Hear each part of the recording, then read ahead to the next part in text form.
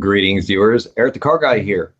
Once again, here to answer your automotive questions. We have a very special show tonight for two reasons. First, Advanced Auto Parts is allowing us to do a 1-hour show tonight, so we will be able to answer twice the questions that we normally do on the half-hour shows, but even more so, they've hooked me up with an automotive expert, Jim Bates, who is with me today. Now, Jim, well, Google Plus, for whatever reason, is not allowing Jim to show his face tonight, but his voice is here.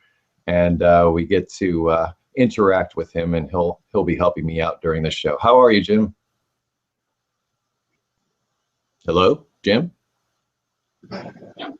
He was there. Yeah, I am here. Okay, so he really is there. He's not an imaginary voice inside my head. Jim, how are you? All right, well, I'm going to go over the basics of the show. First of all, to get your automotive question answered, you need to post it to the Google Plus page, which is linked via my social networks, or you can go directly to my Google Plus page and post your automotive question there. That is where we will be taking the questions from. Aside from that, if you're watching this on YouTube, I cannot see the comments being posted there, so unfortunately, we will not be able to answer the questions posted to the YouTube video. Outside of that, once again, like I said, this will be an hour-long show. And once it concludes, I'm going to go back through the show, find any pertinent information, things that we discussed, maybe videos, stuff like that, and put it down in the description of the video. You're going to have to give me a little bit of time after the show concludes in order for me to put that there. I'm also going to put some links that Advance has given me to share with you as well, stuff that they have to offer for you. So I'm helping you, Advance is helping you, Jim is helping you. We're all helping you here on this show today. So hopefully we can get our technical difficulties with Jim sorted out and get this show on the road, so to speak. Jim, are you with us? Jim was with us, and hopefully he'll be able to come back in and join us here in a little bit. I heard him bumping around in the background. If not, we'll give him a call, put him on speakerphone. I know his number. But for now, let's get started on these automotive questions. Andy Pittman. Hey, Eric, I have a 2000 Tiburon, 139,000 miles. I have an overheat question. My car tends to overheat when I'm stopped for long periods of time. It also overheats when I have the AC on and driving too. I checked to make sure both radiator fans were working, and they are. I also have plenty of coolant. The belts seem to be in good shape. I was going to bleed my cooling system in case there was any air in the system, but none of the adapters for the radiator funnels fit on my car. Any idea what is causing this overheat? Thanks. First, Andy, if you have the spill-free funnel that I often use in my own videos, what I've found is on some aftermarket radiators, it is very difficult to get those adapters to work. So I believe I've experienced exactly what you're talking about. However, if you put a catch pan underneath that radiator while you're doing the bleeding and you don't use the funnels, so this is for those of you out there that may not have access to one of those funnels, the coolant will bleed out a little bit, but if you've got something to catch it, you'd be okay. But you pretty much follow the same procedure. The funnel does make things a lot easier, but you don't necessarily need it. And also, I get questions a lot about systems with expansion tanks. That's a little pressurized tank that's part of the cooling system, as opposed to non-pressurized coolant reservoir that might be off to the side. What I do in those situations is I use that expansion tank like that funnel, and I still go through the same procedure. I put the heat on hot, but no, without the fan on the inside, and I basically hold the engine at about 2,000, 2,500 RPM until the cooling fans come on. Once they do come on, I'm fairly confident that the air has been bled from the system, and you should have coolant flowing through everything, because not having, well, having air pockets in the system can cause strange overheat problems like what you talk about here. Now, with not having with it overheating while you're sitting at idle with the AC on, that indicates like an airflow problem, and you've already checked the cooling fans to make sure they're working. But I have a couple of questions. First, is there maybe some debris or something that might be in front of the radiator condenser that could be causing a restriction in airflow, not allowing enough air to flow through the radiator and condenser assembly, and therefore causing the overheat? Or perhaps there's an electrical issue that's not allowing the fans to run at full speed. Similar to when you're changing the blower fan inside the car, you've got the different settings, low, medium, and high. Basically, the reason you have that is because the electricity going to the motor is run through a resistor or transistor assembly that backs down the amount of voltage that's actually making it to that fan. So if you have some excess resistance in the circuit for whatever reason, and the cooling fans are not spinning enough, that could also cause that issue. Way down at the bottom of the list for me is whether or not that there's a coolant flow problem. And the reason I say way down at the bottom of the list is because it's not common for this to happen. Sometimes there might be restrictions inside the radiator itself. But if you have that aftermarket radiator, I'm going to say that maybe that's not the case. Maybe the radiator is fairly new. Also, the impellers on the water pump. Sometimes those that are made out of metal can have an issue where they corrode and they don't flow the coolant through the system like it's supposed to. So if the coolant isn't flowing enough, especially at lower RPMs and things like that, that can also cause a strange overheat. I'm not going to say head gasket or anything like that because that would tend to overheat all the time, I would think. It almost sounds like Jim's trying to come in here. Jim, are you there? Once again, I am here. Oh, there he is. So, all right. Hi, how you doing, Jim? I'm doing good. Google is so grumpy tonight, but I'm here. Well, if Google's grumpy, that's fine. Just so long as you're not grumpy. You're not grumpy, are you? I was getting grumpy, but I'm okay now. All right. Well, anyway, were you able to hear the question that was posted by Andy? No, as a matter of fact, everything went away. And so I just kind of restarted everything. And lo and behold, it's working fine. So I didn't hear anything after you started the show. Okay. Well, why don't we just start fresh with the next question? How's that? That's great. Because I think I pretty much covered a lot of the things for Andy's question. So I think we'll just move on so that way we can get more questions in. Are you ready? I am. Okay. This is Jeff N. Hey, Eric and Jim. Let me start off by saying thanks for everything you both do. I really appreciate the help. Now on to my question. About a month ago, I posted about my 2009 Jeep Grand Cherokee 3.7 liter V6 having idle issues on a wet road after it has rained. To basically sum it up again, when driving on a wet road during or after rain, idling the car will drop from its normal 550 RPM range down to about 450 for 1-2 seconds, but then it brings itself right back up to 5,500 RPM. It does this only when idling. I guess you could call it an idle surge. Now, this only happens on a wet road. When the road is dry, it never happens. The road has to be wet for this to occur. You also need to start driving on the wet road for about 10 minutes before the idle surge starts to occur. If just idling in the rain, the car never moves, the idle never moves. It won't happen, it only happens when driving. I've replaced many things such as change spark plug wires, spark plug boots, EGR valve, check transmission fluid level, map sensor, PCV valve, IAT sensor, coolant temperature sensor, had the ECU reprogrammed twice, replaced the throttle body. There are no codes when all this occurs. The car also never stalls. This is just an annoying idle surge. So something is getting wet that is probably electrical and shouldn't be that's causing this. But it's a nightmare to find even when using a hose under the car. I brought it to the dealer and mechanic who don't have a clue. Eric told me to spray a water bottle, but there's still no surge. The question can be directed to Jim since Eric has already answered this in the past. Thanks again for all your help, and sorry this is so long. So Jim, did you get all that? I did get all that, and I keep thinking about the idle air controller, and it's a little stepper motor in there, and the electrical connections to it, they go from it to the PCM, and I'm just wondering if there is a place where road splash or moisture is getting into the wiring in between the idle air control device and the PCM that could be causing this problem. I don't know. What do you think?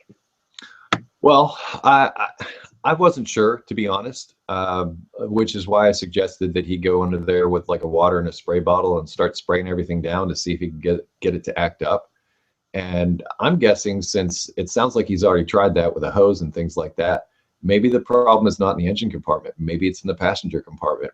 Perhaps maybe a windshield seal that might be leaking, and it could have some water leaking into the passenger compartment, possibly onto, like, say, a fuse box or something that might be causing an issue. But if I'm not mistaken, isn't the computer under the hood on that vehicle? It is. And the other thing I was thinking about is the alternator is pretty low on those vehicles too. So what if there is a voltage issue because of moisture contamination, either as you suggested, or perhaps even in the alternator itself, and there's a voltage drop. That could be checked with a voltmeter, perhaps as you squirt things with water and see if there's a change in voltage across the battery even. Yeah, that was a little confusing, since he said that he did spray around and didn't have any change or anything that happened when he was under there spraying around with water, which is somewhat confusing, that you couldn't recreate the conditions under which the problem is occurring. Right. So I was thinking that maybe now take a voltmeter as an example and put it across the battery and read battery voltage with the system running, and then spray, but watch the meter and see if there's any kind of a voltage drop, which could be attributing to this problem. Yeah, especially spraying around the alternator itself, you think? Yep, I would start there. No, that's a good call, because like if system voltage is having an issue, everything has an issue. Right. Okay, well, Jeff, give that a try, and perhaps we'll talk again in a month, and hopefully you'll have it solved by then. Oh, the other thing I do sometimes is I sometimes butcher people's names, so I apologize for that in advance. Forgot to mention that at the beginning. And we may just have that situation right now from Fazim Hosing. Sorry. Eric, thanks for making the videos. I learned so much from you. Now I have a question. I have a friend that has a 2013 Ford Fusion, and his airbag light came on, and he wanted for me to find out what was wrong with it. My question is, where should I begin finding the fault, and how to test the sensor on the airbag wire? Should I hook up the scan tool? And if I hook it up, what to look for? I don't know much about airbags or traction control in the car. Thanks for the help. Stay dirty. You want to start with this one, Jim? Well, I think, sure. I think what I'd like to start with is, yep, you want to put a scan tool on the system. And I haven't used a lot of different types of scan tools on airbags. The one I have now will automatically test the entire vehicle, all the systems at the same time, and it'll pull up, whatever it finds wrong in any of the systems. And then you can go back into that particular section and start trying to figure out where the problem is. So step one, yep, I don't know what kind of scan tool you have, but use that, see where that takes you, and then follow the perhaps the troubleshooting tree or the service manual that you use to follow the steps when you get those specific codes for that type of a problem. Yeah, there's the key, Jim, is trying to find a scan tool that actually will read SRS codes. Not many of the average everyday garden variety scanners that are out there available to the DIY are capable of doing that. And I think that's going to be the biggest stumbling block, because just a regular scan tool won't cut it. You'll have to get one with SRS capability, and that may be a bit up in the price range. So what you might consider is taking it to maybe a local service shop or somebody that has one of those tools existing already, and have them pull the code. At least that way you'll have a starting point, as Jim pointed out. Once you have that code, you'll know the system that's affected, and you should be able to follow the troubleshooting for that system. But really, you can't pass go until you pull that code and find out what it says. I agree. That's step one. And it doesn't take very long to get those codes either. So hopefully, I can't say for sure, but it shouldn't be very expensive to have that done. No, but I'm going to say that probably the biggest hurdle in this problem is trying to find a scan tool that actually will read SRS codes in that vehicle. Right. James Johnson, hey Eric, thanks for all the great work you do. Has a 2002 Honda Civic EX, 167,000 miles, has a 5-speed. I have a slight ticking noise coming from the valve train. Had the valves adjusted at Honda dealership, not cheap, LOL. Still the same thing, no change. Compression is 180 across all cylinders. Don't have any check engine light. Idles between 650 and 725. I feel like there's a loss in power. Also, every time I start the car, I get a backfire from the exhaust. I have a full exhaust installed with high flow cat and headers. Eric, I know you say always go by what the manufacturer recommends, but what check valve clearances? The book says one thing under the hood and the sticker says something different about the valve clearances. What do I do? Also, when I let the clutch out in neutral, it makes a little noise too. Any help you can would be greatly appreciated. Love the show. Learned so much from you. You stay dirty. I keep watching. Thanks. Sincerely, James Johnson, Bend, Oregon. Okay, I'm not sure how that name goes. Sincerely, James Johnson, Bend, Oregon. Do you want to start, Jim? Sure, I can start with that. The thing that is stuck in my mind is cam lobe and lifter wear. There's enough miles on the engine, I suppose, for that to happen. I'm wondering things like what's the oil pressure look like, and when you're adjusting these things, if you're going to do it yourself or have it done, is just keep adjusting them down until the ticking stops, and see where that leads you and what the performance is like after that. Well, knowing a little bit about this engine, it's a solid valve train, so there's no hydraulic lifters involved. So whatever cam wear that's there is taken up by doing the adjustment. I'm not hearing that the valve adjustment is really the issue here. He's got a backfire when he starts it up, and it also has a bunch of performance parts on it.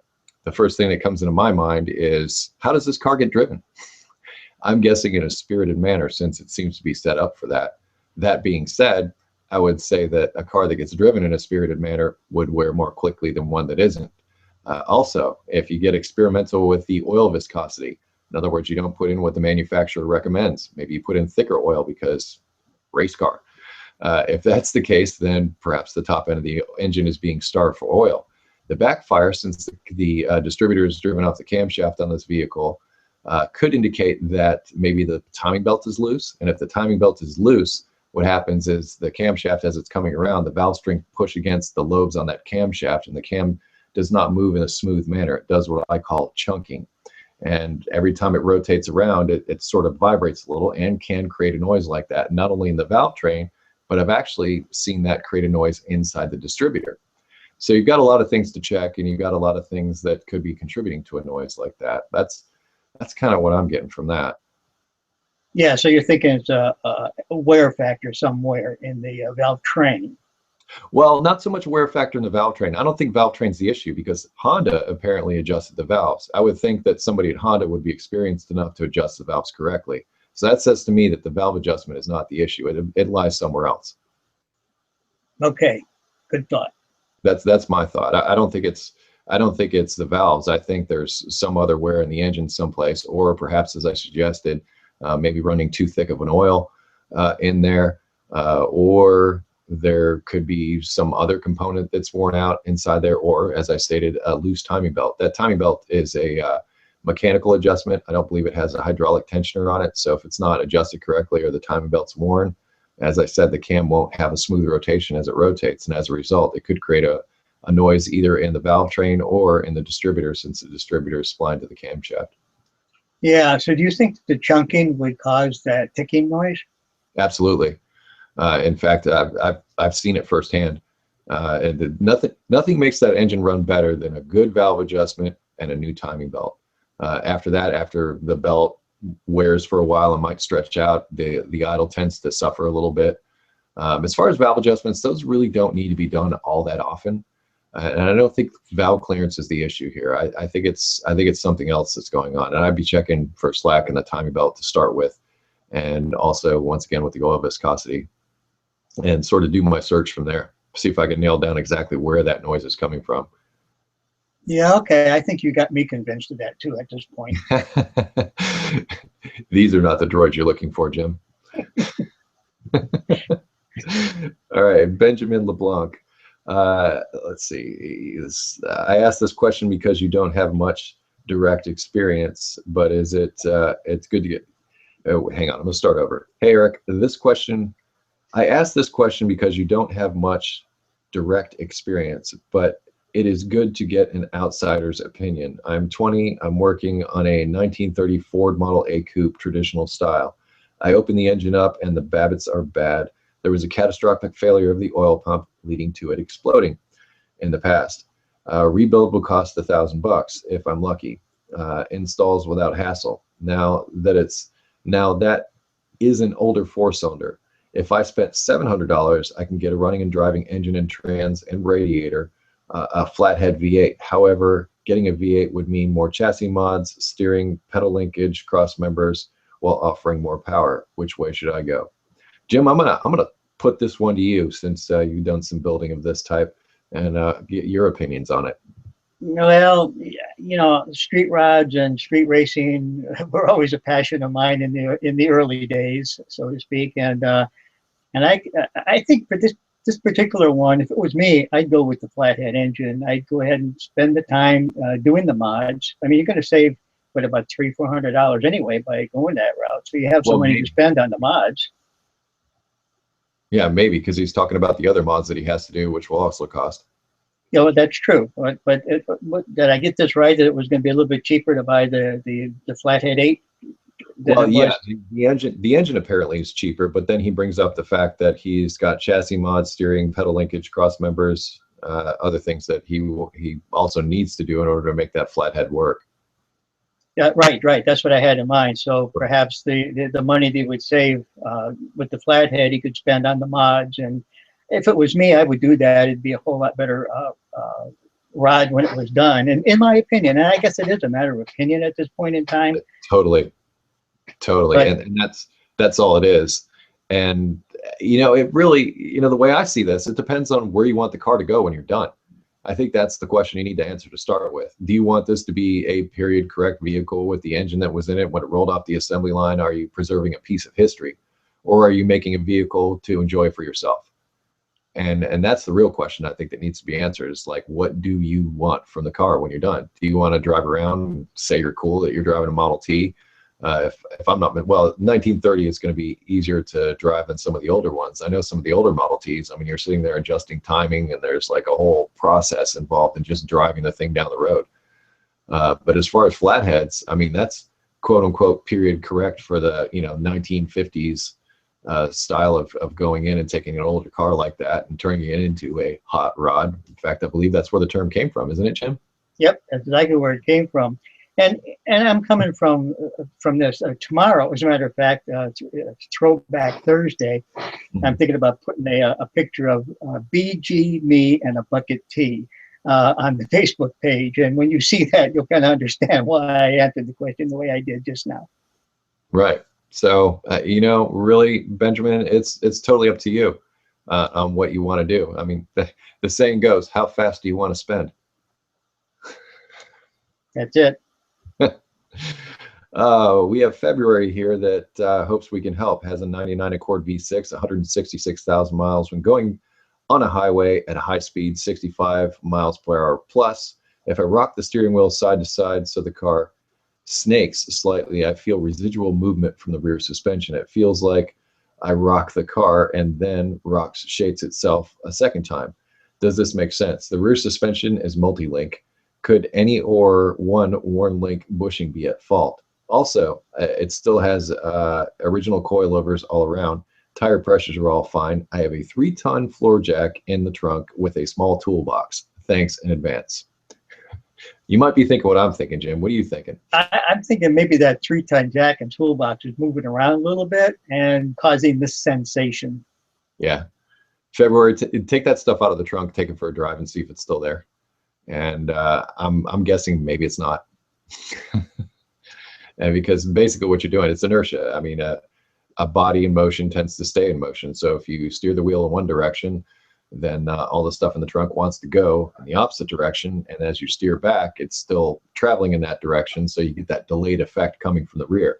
So basically you're creating a pendulum effect in a sense. And especially with the weight being so far back, that could be the direct cause of that. So I would take the stuff out of the trunk, take it for a drive, and see if it's still there. As far as that rear, yeah. Go ahead, Jim. And to say, and you get that same kind of sensation too sometimes when you have a long bed truck and it's not loaded properly. So it's just the same sort of a thing. Yes, exactly. Start with that, see where you go. And then, you know, if you still have the issue, give the suspension in the rear a good once over. Look at it. Look at the struts, see if they're leaking. I don't think that would be a strut problem. I think what you'd be looking for is a worn bushing. So in that case, be looking for like orange dust around the moving suspension parts. That usually indicates something that's loose. Shall we move on, Jim? Yeah. We have Rafina Rastanio. Hey, Eric, hope you can help. 99 Chrysler Sebring Coupe, 95,000 miles. Every time I hit a bump or shake the wheel left to right fast, car on or off, a clunking noise is heard from under the front of the car. I changed the strut mounts, inner and outer tie rods, upper control arms, lower control arms, even changed the sway bar linkage mounts. I checked the rack. I checked to see if the rack is tight. Still no change. clunking. I was thinking, could it be the rack internally making this noise? Hope you can help. Thanks. Head scratcher.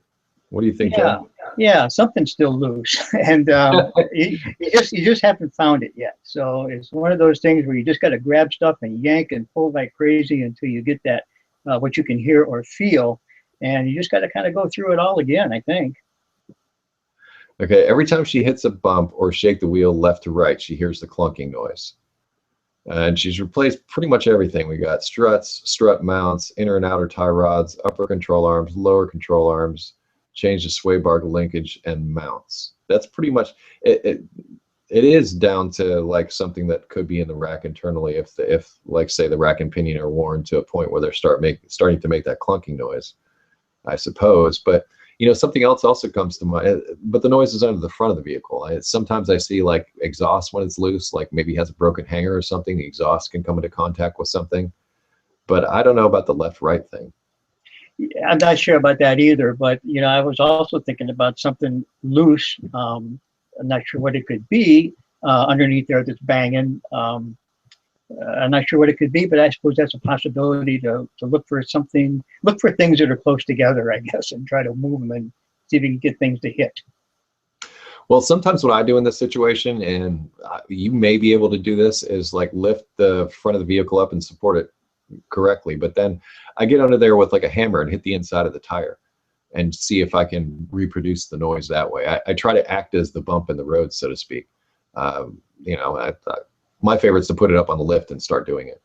And that way you can more easily get around under there. But it can be done on the ground. But once again, you must support the vehicle safely when you do this. And if you're able to reproduce the noise, it should be easier to find that way. If not, the other thing I do is I whip out a chassis ear and start putting it on all the suspected places and drive down the road listening to it. That's a tool that basically is a bunch of like a tiny microphone that you can place onto different components that are suspect as far as making noise. You drive down the road when the noise is happening, and you can switch between the different microphones with a pair of headphones, and where it's the loudest is usually where the noise is. I've spent days tracking down noises like this in the past. Yeah, you know, I was kind of thinking about that too. You know, you get it up on a lift, but there may not be one available to do that. Right. And then the listening ears, obviously. But those are kind of things that I dismissed right away because I was thinking that something that she could do herself. But Right. If she's done everything else, then that may have to be the next step, is to either get it done, you know, have it done, or try to get with somebody who's got facilities that you can use to do those things. Yeah, that rack is probably going to set her back quite a bit. And Yep. she's already got new inner tie rods on there, so it would kind of be you know, a waste of that money at the very least.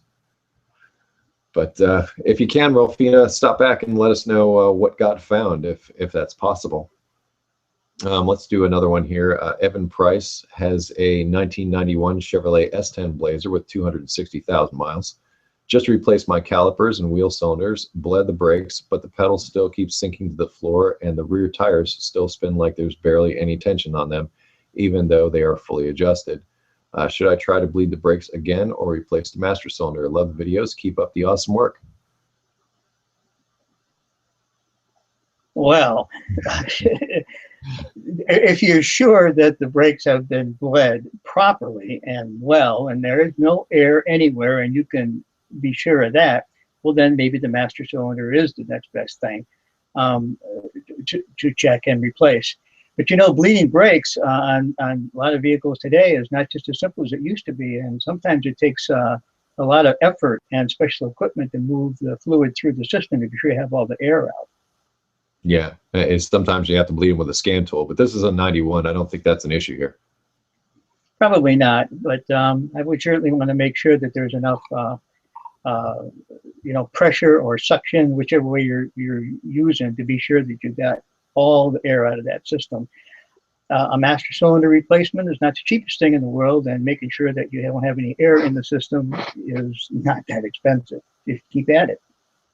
Yeah, for me, is the pedal sinking to the floor. If you don't find like external leaks with a situation like that, air in the system, as Jim was pointing out, or the seals inside the master cylinder may be leaking internally. So master cylinder might be the next place to go with that. least that's what I'm thinking. Yeah, like I said, if you're sure that you get all the air out, that's where you need to go next. All right, well, we are at the halfway point, and I say halfway point. Usually we'd be ending the show right now, but we got a whole other half hour with Jim Bates here where we will continue to answer your question. I'd like to thank Advanced Auto Parts for making that possible. Once again, there will be links in the description from them you can check out, and go and visit their website and all the wonderful things that they have there for you. Links will be in the description when the video concludes. For now, let's get back to answering your question. We have Deepak Nayak. I believe I've seen him in here before. Hey Eric, my car wobbles at 50 miles per hour. Once I cross 50 miles per hour, there is no wobbling. I tried with wheel alignment balancing, but no luck. I took it to the service center and they fitted tires from a different car. I did the test drive, but the issue was still there. Service manager told me it could be due to a bad CV axle, which I may have to replace. Number one, replacing CV axle is the right solution? Question mark. How do I diagnose this issue? Two, or can it be due to the tie rod? Tie rod has a role in this issue. Kindly advise. You want to start, Jim? Well, I'm thinking my way through this one. Usually, this type of vibration, where you can drive through it, is usually something having to do with balance. So I'm stuck there. It's a balance issue. Well, I agree. I agree. And 50 seems kind of low for, I've run into this issue, and it's intermittent when inner CV joints on axles go bad. And it's funny, but it's usually at higher speeds, not normally at 50 that I've experienced. But the way I sort of differentiate it is if you turn the wheel slightly and the vibration goes away or gets worse, that could be an indication that there's a problem with the axle. But as far as tie rods being involved, no. Tie rods and those types of suspension parts do not cause vibrations unless they wear tires so badly that the tires are then out of balance and causing a vibration. So traditionally, suspension parts of that type don't cause it. If you get a vibration or a wobbling, it's something that's a rotating assembly. So I think you're on the right track as far as the CV axle.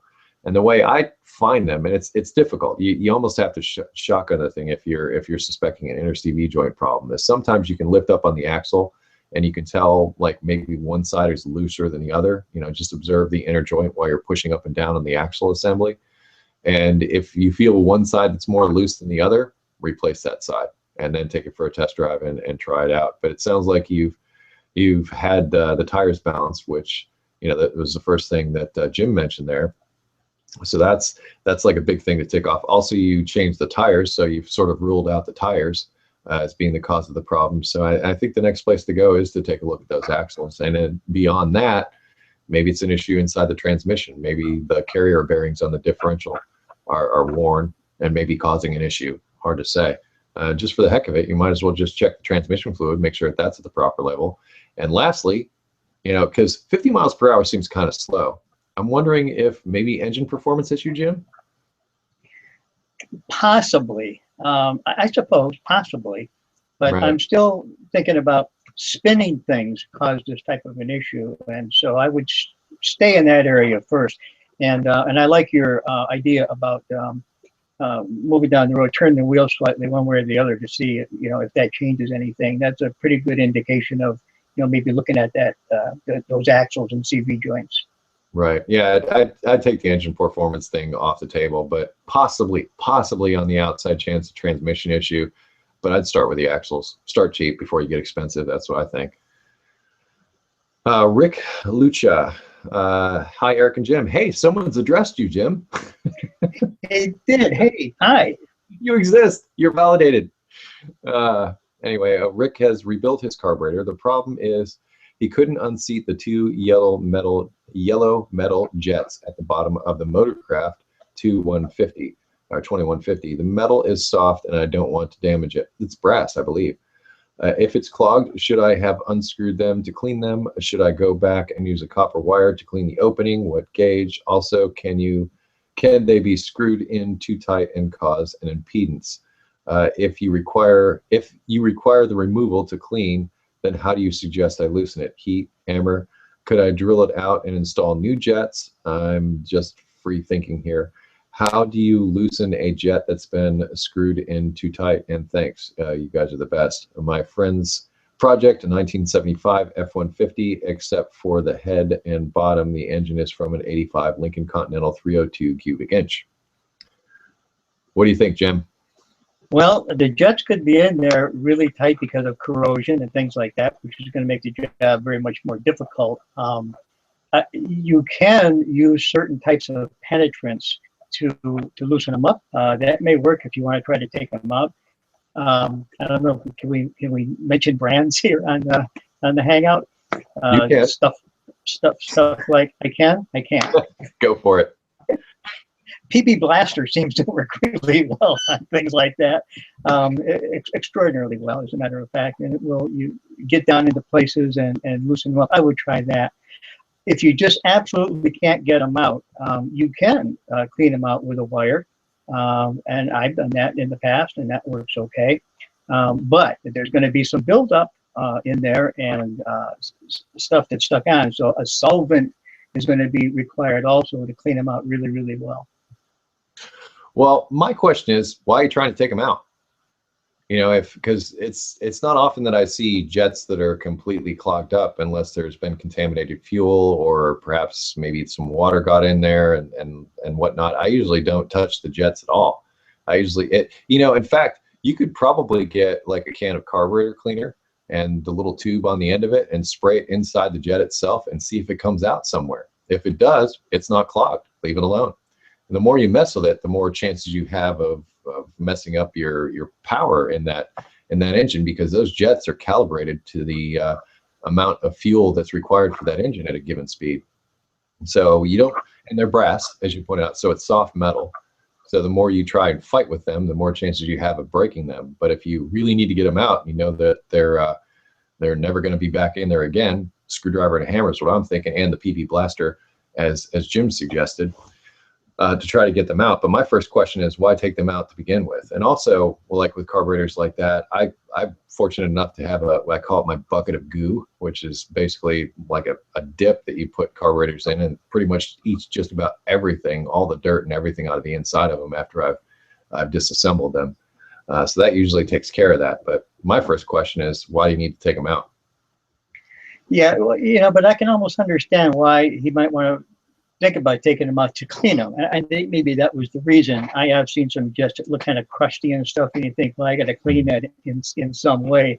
One of the things, though, that we need to remember, or let me point this out, yes, brass is a soft metal, but the older it gets, the more brittle it gets. So be careful with those things. Excellent point, Jim. Excellent. So, yeah. Take that and see what you can do with it. Hopefully you can get that together and running again. John Tarantino, love the show. Any tips on how to remove and clean fuel injectors? I have an 05 Suzuki Verona V6. I noticed one of my injectors is not ticking. I confirmed this with my stethoscope by listening to all the injectors. I'm having poor acceleration and idle issues. I was hoping you had a video on your site or plan on making one. Thanks, and stay dirty. Jim, you want to start? Yeah, I think it's not ticking because it's not working. It's not turning on and off. And you need to find out why that is. There's such thing called a Noid light, which you probably can borrow. And put that on the end of the wire that plugs into the injector to see if it flashes. And if it does not, then you know you've got a voltage problem to the injector. You have to find that. And if it does flash, then you probably have an injector that needs to be replaced. Agreed, 100%. The only thing I'll add to that is you can confirm that that is a problem cylinder by doing what's called a power balance test. And you can do one of two things. You can, if you have coil packs, which I'm not sure if that has coil packs on that engine or not, I think it might. You can unplug the coil packs one at a time, listening for the engine RPM to drop. It should each time you disconnect something. But if you get to that cylinder where you have that suspect injector and you unplug it and nothing happens, then that can indicate that could be further evidence that fuel injector isn't working correctly. If you're unable to unplug, say, coil packs, you can also unplug fuel injectors. So you could actually unplug that fuel injector and see if there is a drop in RPM. So that's just, without getting a Noid light, like Jim said, you have to verify that there's a signal going to the injector to begin with, because if it's not getting a signal, then the problem has nothing to do with the injector. But if it is getting a signal, it could be the injector, and it's probably more likely, as Jim pointed out, to be a bad injector than something that needs to be cleaned. Yep. Shall we move on, Jim? Yeah, let's do that. Let's do that. Ryan Freed, thank you so very much for what you do. It's truly amazing to us viewers. I think this may be a quick question. He has a 2005 Honda CR-V base model 4-cylinder, 65,000 miles. The back tires are always cupping. Literally every tire we have put on this. We have been to our local shop and the Honda dealership, and we've been told they can't align the back wheels. Shocks and rear end in general are in fine shape. Honda dealership said the only way to keep this from happening is to rotate the tires every 5,000 miles. I find that odd. Have you seen this issue on 2005 CR-Vs? Many folks seem to be complaining about this on the interweb, and as there has been no answer. Thanks for any tips, and thank you again for all you do for us. It is truly appreciated. Thank you for saying that, Ryan. I'm going to have you weigh on in this one first, because I have a theory, but I want to hear what you have to say first, Jim. Well, okay. A lot of the times, cupping, when we talk about cupping, two things come to mind in this particular problem. One is the tire pressure always right? And number two is the tire itself right for the vehicle? Seems like it lies in there somewhere. What do you think? I couldn't agree with you more, Jim. I was a Honda tech, so I had a lot of experience with Hondas. And one of the things that I found with Hondas in particular was if you did not put the correct type of tires on them, meaning what came on them from the factory, there was often a problem. And those problems came in the form of abnormal tire wear, particularly camber wear on some of the older Hondas. So say if you put on a bargain tire or something like that, it almost invariably had that issue. So Honda may be right in the fact that if you do have tires that weren't manufacturer recommended or wasn't on the vehicle to begin with, that rotating the tires every 5,000 miles might be the way to go. Actually, what Honda recommends, I think, is every 7,500 miles is their tire rotation interval. But yeah, as far as not being able to align the back end, I'm not so sure that's accurate. I almost think that there are cam bolts on the rear control arms that are adjustable. I could be wrong. It's been a while. In fact, I think your 2005 CR-V is the same chassis as my Element. So I have to get under there and take a look. You may be right that it is not adjustable back there. But as far as what I've experienced, and I have a 2004 Element, which is the same chassis, I haven't experienced any of those strange wear problems back there. The other thing, that comes to mind just now is if you have a lot of weight in the back of that vehicle, that could also come into play. And cupping, at least in my experience, many times is the result of worn dampers or dampers that aren't effective. Now at 65,000 miles, I'm not thinking that they'd be bad, but you can check to see if there's any oil residue on the outside of them. If there is, this could indicate that they're no longer performing their function. And what happens is the tire will bounce like a basketball as it's driving down the road, creating that strange wear. So that's what I have to throw in there. But I'm with Jim. It could be a tire problem, the tires themselves. Moving on. Oh, this one has 18 more lines. So Abe Arabi, greetings from Pittsburgh, has a 1997 Camry, has a P0450 OBD2 code, which corresponds to an EVAP pressure switch / sensor. Unfortunately, Toyota no longer makes this part. On occasion, minus 10% of the time, I've noticed a faint smell of fuel vapor when exiting the car. I've also noticed a lot of greasy, oily residue on the left underside of the car, beginning near the rack and pinion, covering the fuel tank and extending all the way to the spare wheel well. Strangely, there is no puddle on the ground. So apparently there's some residue like all the way traveling underneath the car. Do you think these things are related? Check engine light and the apparent leak. How do you think I should address the check engine light? Most importantly, is it a safety hazard? Thank you, Eric, empowering me with knowledge and the confidence. You're awesome. Hey, well, thank you for that. But don't forget about Jim. He's here too. P.S. Do you allow visitors to the shop? It's a 1997 Camry LE, 213,000 miles, 4-cylinder, 2.2 liter, 5 SFE automatic in its EUSA model. Jim, what do you think for EVAP leaks in this 1997 Camry with a P0450? Well, whenever you have an EVAP leak, if it's a solenoid or a switch, a pressure switch, or something that is leaking. It's not supposed to be open when it is, and things like that that would cause the pressure in the EVAP system not to build up. That's what they call an EVAP leak. Then you would have issues, codes, the smell of gas, that type of thing. To find if there is a leak to the atmosphere, and that may be helpful in this particular case, is they use a smoke machine. I'm not real sure if you have access to one or someone who has access to one, but that's the quickest way to find if the EVAP system itself is leaking to the atmosphere. And once you find those places, you can often repair a line or even the part itself, which may be leaking to the atmosphere. As far as the oily residue that you see, that's typically not part of an EVAP system. So I think that's an unrelated issue at this point. Yeah, I couldn't agree with you more on that. Okay. Because it says beginning near the rack and pinion. I'm thinking that you should check your power steering fluid. Toyotas at that vintage, if I'm not mistaken, are kind of famous for that type of leak. And when you say left side of the car, I'm wondering if it's as you're looking at the front of the car, because the left side of the car is actually going to be the driver's side. And I believe the power steering pump that often leaks on that vehicle is on the right side. So if that's where you've seen that leak, I'd be looking at the power steering system and the power steering fluid, but I don't think it's related to your EVAP leak, as Jim pointed out. I would say that probably those two things are unrelated. Maybe the fuel smell could be related to it, because that's what the EVAP system is designed to do. It sequesters those fuel vapors inside a charcoal canister till such time as the engine is able to draw them in, and then through a series of solenoids and valves, the computer commands them to open up and draws those vapors into the engine to be burned. But if that's not functioning correctly and there's a leak, as Jim pointed out, that's when you get these codes. So it's hard to say. I think there's a couple of actually some videos from your old friends there at Wells.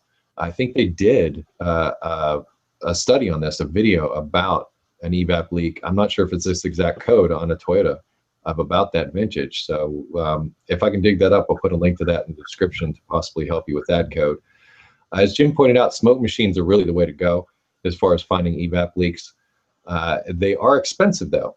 However, I have seen some very interesting videos on the interweb, and I've seen people use charcoal briquettes and a little bit of oil. I hear tell baby oil works really well at creating the smoke, and then putting a tube on top of that and running it through an AC vacuum pump. And then on the outlet, you put a hose and you create sort of a makeshift smoke machine of your own. Just a thought to throw out there. Something, because smoke machines can be pretty expensive if you go and try and purchase them outright like that. Yeah, they really are. A couple of things. Number one, I really like that idea about the homemade smoke machine. And yes, baby oil. In fact, I use baby oil in my smoke machines. I have two of them. I have the regular low pressure one, and I just got a high pressure one for diesels and stuff. And it just takes moments to find problems with those things. So, like I said, if you know somebody who's got one, it'll just take a few moments to see if it is leaking. It'll save you just tons of time doing it any other way. Well, that, and sometimes you also have to activate those solenoids to see if they close and open as they're supposed to, because a lot of times those codes are set. The solenoid may close, but it may be impeded in some way and be leaking. You know, the valve inside of it may be leaking. So you may also have to add another layer in there and be able to activate and deactivate solenoids to make sure that they're functioning properly. But yeah, charcoal briquette, coffee can, hose, some tape, and vacuum pump for an AC system. You might just have yourself a makeshift smoke machine. Yep, absolutely. I just wanted to point out that on my channel, I have a Chrysler pump that was actually leaking out of the electrical connectors. So, without some way to bench test with a smoke machine, you can't find problems like that. And I hate to keep talking about, how great a smoke machine is, but you would be awfully surprised at how quickly you can find problems when you get a hold of somebody that's got one of these things. Oh yeah, vacuum leaks, really easy to find with smoke machines, that type of thing. Also much safer than the carburetor cleaner method that I've shown in the past. But so you say you've got a Chrysler with like electrical connectors?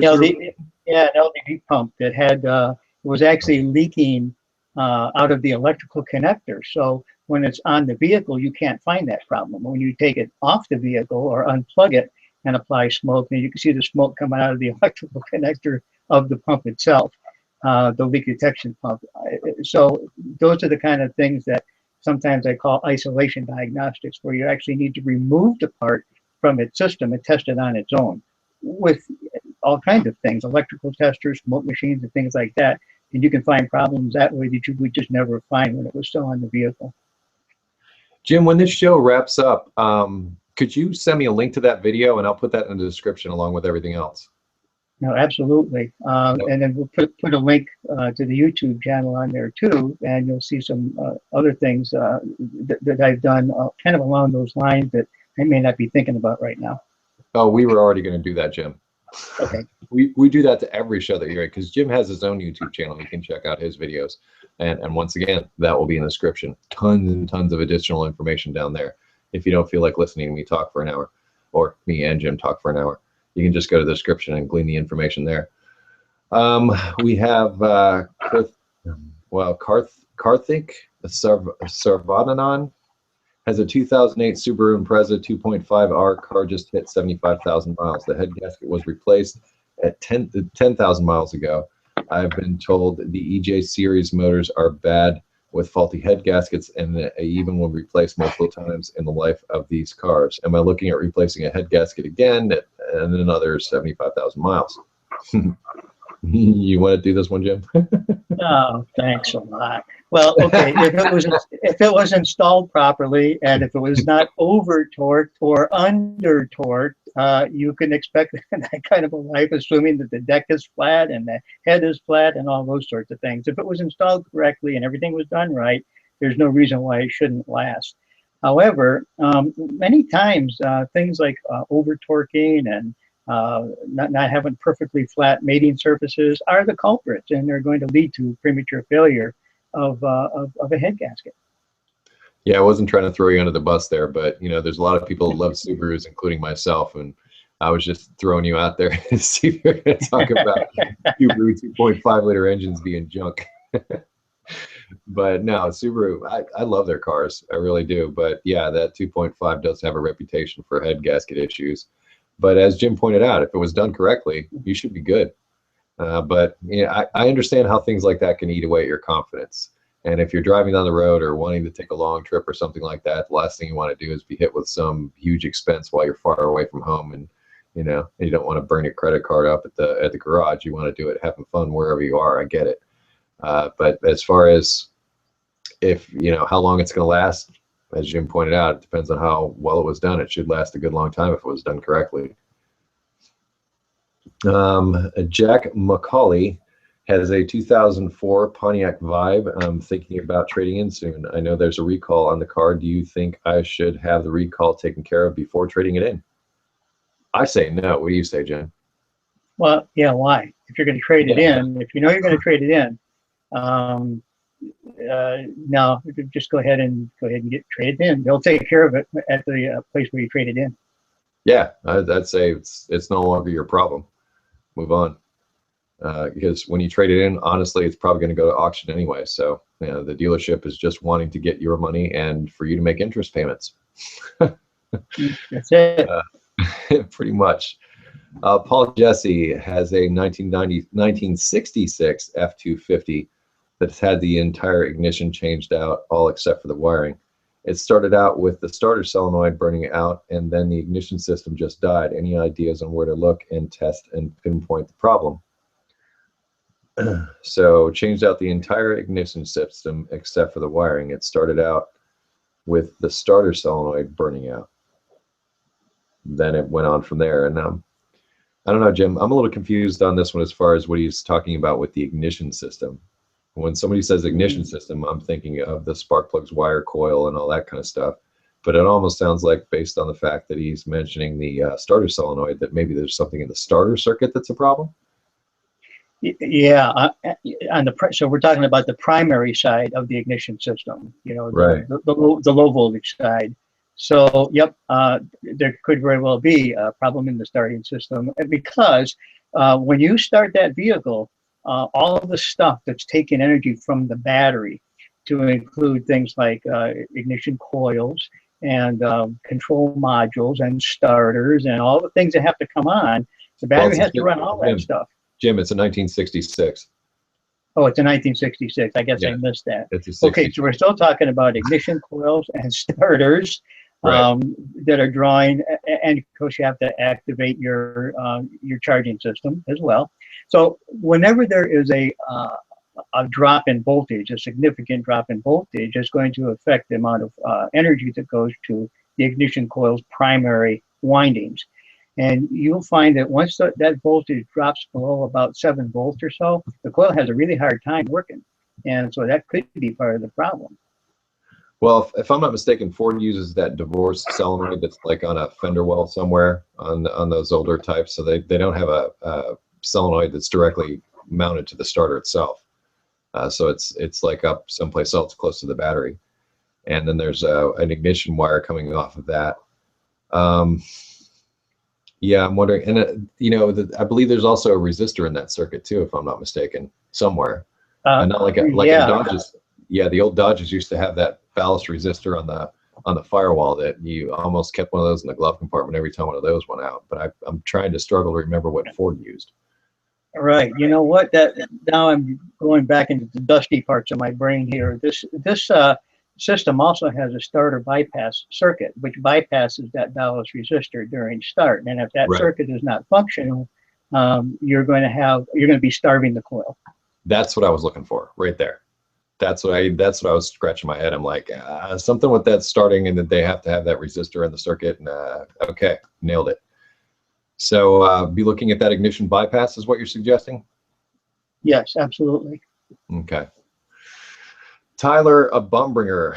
Hello, Eric. 2007 Toyota Tacoma 4-liter V6 6-speed manual with 92,000. Recently, I've been noticing some strange clutch noise. When the truck is running in neutral with the clutch out, there's a serpentine belt-like chirp. With the clutch in, the noise goes away. Also, intermittent clutch chatter that seems to happen more when the truck is cold. What are your thoughts? Stay dirty. This is like an ASE question. It's almost like straight up. What do you think? Yeah. Okay, so we have a clutch chirping problem. Right, and it's when the truck is running into neutral and the clutch is out, you get the chirp. But then he engages the clutch and the noise goes away. Yeah. So it almost makes me think about the throwout bearing itself and the fork that goes on the throwout bearing and wear in that area, things like that. Yeah, Go ahead. I was thinking the exact same thing. Throwout bearing. First thing came to my mind. Yeah. Yeah. And no matter what, let me put it this way, Tyler. No matter what, that transmission's coming out. So yeah. So once you have it out, take a look at that throwout bearing and sort of like move it a little bit. And if you hear it sort of grindy and it doesn't sound like it's spinning smoothly, it needs to be replaced. But you know, you're going that far, so get yourself a pressure plate and a clutch to go along with it. You know, whenever manual transmission, you get noises like that, you know the transmission's coming out. So you might as well be prepared to put a clutch in it anyway. And I imagine what you're going to find is a problem with that throwout bearing, as Jim said. Yep. Okay. I think we got time for a couple more. Okay. We got Kazilla 99. I can pronounce that. Hey, Eric, I just bought a Scion 2006 off a used car dealership, 344,000 miles. A couple of days later, the AC starts blowing warm. The car is nowhere near overheating. The fans are working properly. I put some Freon in and it's perfect, but only lasted a week. Now the AC just comes out warm on a regular Miami day, but somewhat cool at night. And sometimes I get faint smells of gas, bad smells from the street. What could this be, a leak, or is it just as simple as having to swap out the compressor? Hopefully not. I'm chuckling. I don't know about you, Jim. What do you think? Well, it's a leak. Yeah. Yeah. But yeah, of course we don't know what else is wrong, but there's definitely a leak. So we need to find that first. And my guess is you're gonna have to flush the system. You're gonna have to replace all the stuff you need to replace. And then what do you think about the compressor, Eric? I think you should take it somewhere and have it looked at, and possibly back to the place where you bought it. And the reason I say that is AC work is, in my opinion, beyond the realm of the average DIY. And if you're asking the question of, is it a compressor after you got something that appears to be a leak, I would say you're better off spending your money with a professional than trying to fix it yourself, because you could end up doing more damage than good. That's my thought. Yeah, I would agree. And I just tossed the compressor thing to you because I know you hate answering these questions as much as I do.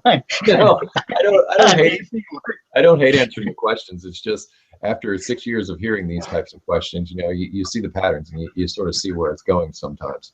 Yeah. Maybe I'm reading too much into it, but just in this case, I mean, if the end result that you're looking for is cold air, cold AC, first thing I would do is get in contact with the people that sold you the vehicle and let them know. You said, let's see, you bought the sign at a used car dealership. A couple of days later, the AC starts blowing warm. That says to me that they might have charged it up before they sent you down the road, hoping everything would be okay. But you got 30 days. So 30 days from the time you purchase a used car, in most cases, you know, you can actually give it back to them and they should be able to take it back. It's a lemon law thing, if I'm not mistaken.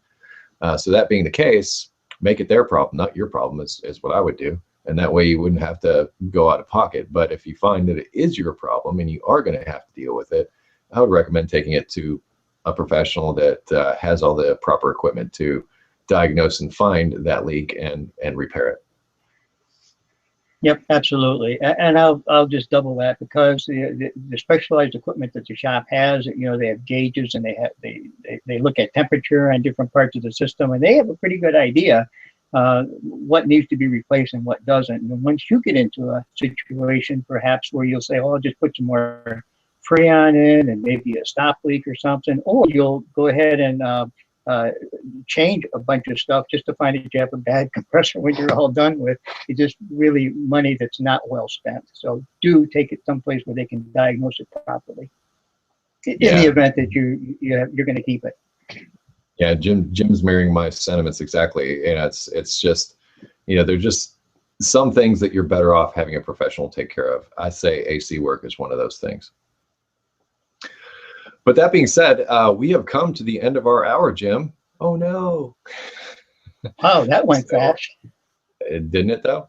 But I'm glad to see your video came up though. I wasn't aware. I was reading the questions the whole time, but before the show started, we only had Jim's picture floating up there as if he was like an ominous voice. But now we actually have video of him, so you can see that he does exist. He's not some automotive robot, something like that. Yeah. Hey, before we go and sign off, I want to take this opportunity to thank you, Eric, for having me on these 3 different shows, but to invite you and all of your listeners, whenever they need help with parts, to stop in Advanced Auto Parts and ask for that help from the folks in the store, and they can provide a lot of good information for you as well.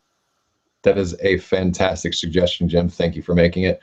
Also, I want to thank you, Jim. It's been great having you on these past, what is it, 3 shows we've done together now? Yep. And this is our last scheduled one for now. We'll see what happens in the future or whatever, but I have really enjoyed having you. It's nice having a conversation with somebody instead of just talking to some words on a screen and not really having the feedback, but having the interaction, I think, at least for me, has been of great help.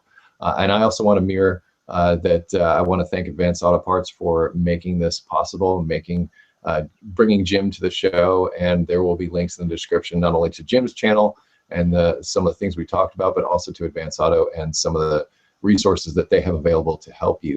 Once again, if you are posting questions to the YouTube video, I cannot see those, so we will not be answering those. Questions posted to the Google Plus event after it's concluded, which is right now, those will also not be answered. And I should have figured out when the next live show is going to be. It'll be in 2 weeks, so 2 weeks from today, I'll be doing another live show. This one, I believe I'll be flying solo on, though, so but you can always visit Jim at his YouTube channel and those other links. Also, once again, there's going to be lots and lots of stuff in the description in addition to this video to help you with automotive issues. So anyway, do you want to do my tagline, Jim? Can I get you to do that, or should I do it? Well, I love the stay dirty part, but you got to do the rest. All right, so I'll just say, okay, be safe, have fun, and now you. And stay dirty. Thanks for watching. Take care.